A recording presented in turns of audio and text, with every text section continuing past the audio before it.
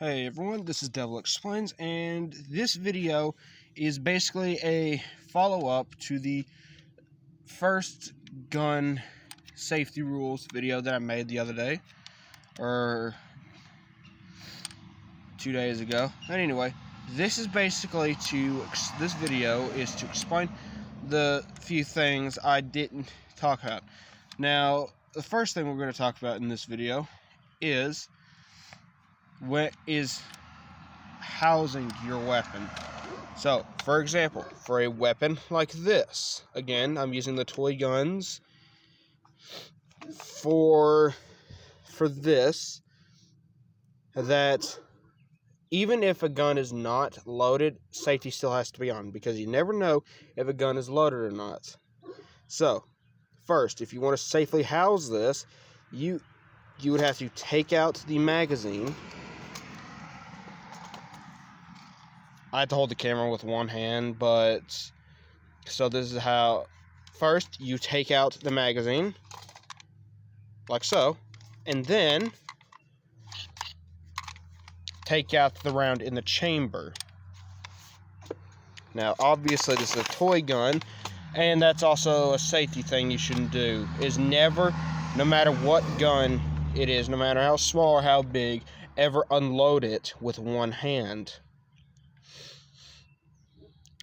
Or hold something in your other hand while unloading a weapon, because you could accidentally do that. Now then, the second thing we're going to talk about is how to know if a weapon is loaded or not. Alright, the don't is point the barrel towards your eye. Don't ever do that, especially if you accidentally have your finger on the trigger. You're going to blow your own brains out.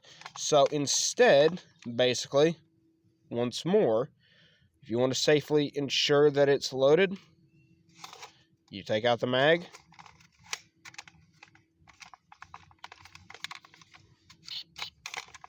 and eject the round in the chamber. Now then, another thing we're going to talk about is, okay, the next thing we're going to talk about is airsoft.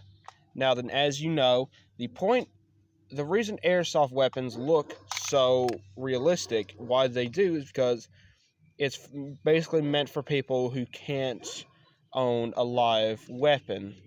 So, I heard a story about, I had a friend who was in high school who said, alright, so me and my buddies went to a park where we had airsoft guns with orange tips on them, like this little segment right here where my thumb's at. And somebody jumped the gun and assumed that they were actual ammunition, actual firearms. So police were called, and they didn't get in trouble, but they were told to just move on elsewhere. Okay? Now, that's important. Do not ever, especially for something like this or airsoft, paint over the orange part that's meant as a marker, because that little part right there, this right here where my thumb's at, that is the only thing that can separate a real firearm from an airsoft one. And the same goes for toys like this. If you paint over this and modify it in any way, people are just going to assume that it is an actual gun. And people have been hurt or killed because of this. But that should be everything that I missed when I made the last video. So if you like this video, leave a comment, like, and subscribe. I'll see you guys in the next video.